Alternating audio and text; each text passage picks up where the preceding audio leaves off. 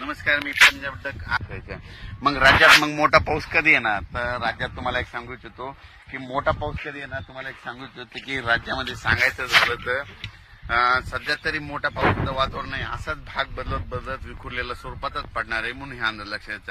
राज्यात फक्त जुलैच्या शेवटच्या आठवड्यात मात्र चांगला पाऊस राहणार आहे म्हणून हा अंदाज लक्षात. म्हणजे सांगायचं तर जुलैच्या शेवटच्या आठवड्यात म्हणजे हा पाऊस राहणार आहे. शेवटच्या आठवड्यात चांगला पाऊस, मग ते वाहुनी वडे नाले वाहणारा पाऊस जुलैच्या शेवटच्या आठवड्यात पाऊस येणार आहे म्हणून हा अंदाज लक्षात.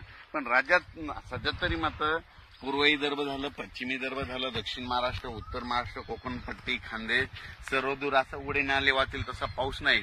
फक्त आज मात्र 14 आणि 15 जुलैच्या दरम्यान मात्र दुपारी 3च्या नंतर बऱ्याच ठिकाणी पाऊस पडायला दिसेल. भाग बदलत पर्सनल काहीला सोडून देईल, कुठं पडेल कुठं नाही म्हणून हे लक्षात येतं.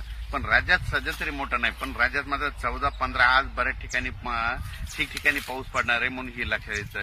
राज्यात नंतर काय होणार आहे, 18च्या नंतर परत एकदा वातावरण चेंज व्हायला सुरुवात होणार आहे.